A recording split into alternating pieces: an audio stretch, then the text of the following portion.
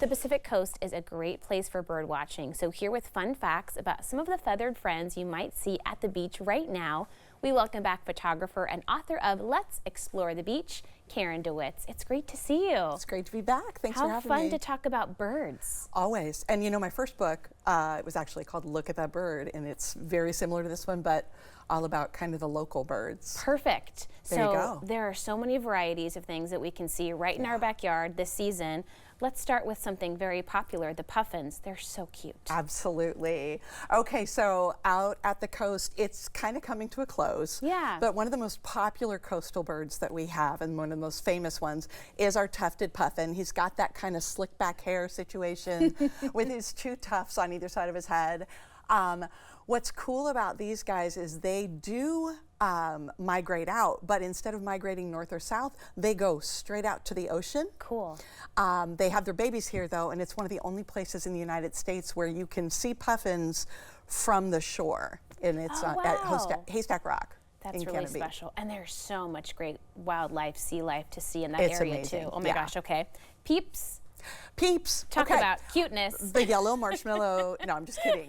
Peeps are actually a broad term that covers the little birds with the straight legs that run back and forth along the. Those are so fun to watch. Right. Yeah. And that'll include things like sandpipers, and a lot of people call all of these birds sandpipers, but this particular one, well, the one we just saw was called a sanderling. This one is a sandpiper, a western sandpiper, and they are coming through right now. They migrate, they nest up in the Arctic, and then they migrate south, and so you get to see them in the fall and the spring, and so right now is a good time to go see the peeps along the coast. Now those two look super similar to me. What are the differences to Oh look my for? gosh. When you're looking at birds, the differences are super subtle in some cases. So if you look at these sanderlings, they're a little bit paler. They've got a white undercarriage. They don't have the striping on their backs. But again, if you were to see them, sometimes they hang out in mixed flocks. Oh. So from a distance, that's tricky. Yeah, they really like to make it hard. They for intermingle. Okay. Yeah. How about the brown pelican? This is really cool. And I had mentioned before, that's one of my very favorite coastal birds. Again, pelicans are migratory birds, and right now is the lucky time when we get to go and see them. Now the difference here is instead of breeding up north and going south, they actually breed down south and go north. Oh, interesting. So we get the crisscross this time of year from the pelicans. And it's a super cool bird. They hunt by diving with their mouth open, and they got little like sardines, small fish at the surface, and you can watch them. It's really dynamic, exciting thing to watch. Really fascinating. We saw some great pelicans. We were in Northern California with my family at the beginning of the summer, and you could just sit there for hours if you catch them at the right moment. Absolutely. They're busy. They are very busy, and especially when you get to watch the juveniles, and they're learning kind of how to do the hunting process. They have to turn their necks to the left a little bit to help protect their trachea, so they don't like hurt themselves when they do their dives because they're so forceful. High impact for It's sure. very cool. Okay, let's talk about whimbrels. Am I saying that right? Whimbrels, very good. Whimbrels, these are a pretty typical shorebird. When you look at, there are lots of different types of shorebirds with long legs and super long thin beaks for digging out prey, little crabs, little amphipods and worms and things along the shore. This one again is migrating. And you can see these especially along the central coast right now. Okay.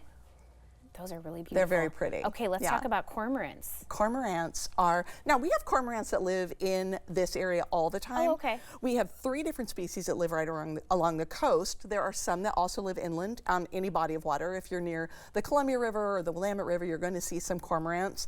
The coolest thing about cormorants is that when you think of a lot of water birds, like a duck, you say like, oh, water off a duck's back, because they don't want to be wet. Their feathers have special oils on them to keep them dry. Cormorants, they want to be wet. Because they dive even more than they ever fly. And so the cormorant will dive into the water, soak its feathers, and then when it comes out of the water, it'll spread its wings out to dry. And this is a classic cormorant position that you can spy them and identify them from a distance all over. That's what they're going to look like. They stay like that for long periods of time. That is so cool. Oh my gosh, you know And so this many is fun actually facts. another type of cormorant. It's Okay. a Brandt's cormorant that lives just along the coast. And what I love about this one is the underside of its throat is this bright, vibrant blue Yeah. when it's in nesting season, which is very cool. Oh, that's so beautiful. Okay, let's finish up here with oyster catchers. Oyster catchers who don't eat oysters. Oh, so no. I don't know what they were thinking when they named them. Black oyster catchers are local, and they actually don't migrate. They stay right here. They pair up. They are monogamous birds. They Okay. have a couple for life, and they have this long red, kind of tipped in yellow, looking like a sunset, their bill. And you can hear them, their call is very high pitched and super fun to listen to.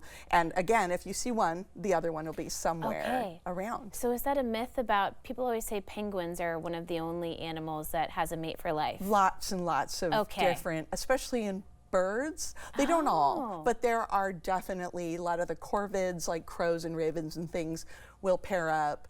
I don't know about for life. It's, like with people, it's, it's For life-ish. a season of life. Yeah, Thank you so much. It was great to see you. it's great to be back. Lots to look forward to this fall on the Thanks. coast. Karen's book again is Let's Explore the Beach, and we'll have more information on our website at katu.com. We'll be right back with more Afternoon Live right after this.